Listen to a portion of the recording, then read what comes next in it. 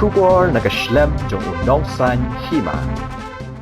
Habakan tho yakarai jong ka BJP ban ya trelang bat ke NPP ha ke election MP ha Meghalaya bat ha ki weipat ki jala ka seng Voice of the People Party ha ka sngi ublei kalau ong bakini ki artali ki seng san perthei ki ladon lupa ka jinga dei na do usnam 8,000 khat ar ha ka por ba ulet purno agitok sangma ulaya khon ya ke election president ka ri India da ka jingkar shan jong ka BJP nadu ketika por kala don ke jinga dei ka bajan ha pedeng ka BJP bat ka NPP kenthop halor kamat jong ka Citizenship Amendment Act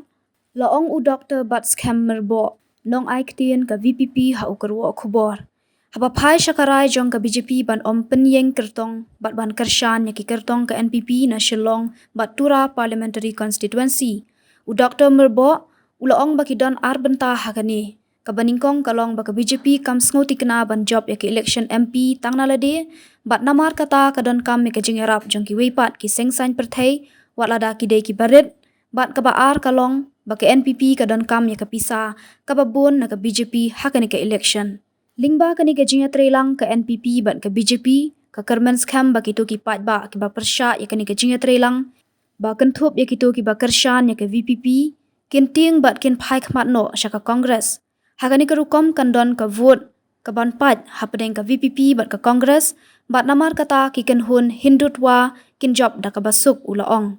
Henry u Dr. Merbo ulaong baki nong tap vote ka Shillong parliamentary constituency ki dei ban la ban snuthu ya ka jingper khat jong ki bor Hindutva. Kalalong ka badan kam ya ki nong tap vote bakin kershan ya ka VPP namar detang maka ka bala banyak hun persya ya ki seng bat ki hun ki bapen pharya ya ki nong shong shnong. Barok kitip baka Kongres kade ka bomdon borshu hajla hadien ba ukertong ka Kongres ulai Ïarap ya ke NPP bat ki bor Hindutva ban khira song ha Meghalaya laong unong aiktin ka VPP shu ulaong baka nu ka vote ka ban let sya ka Kongres kam dei tang ka jingpen le no ei Henry ka long Kumba Ïarap ka la ya ka jinga selok ki bor Hindutva kata ka NPP bat ka BJP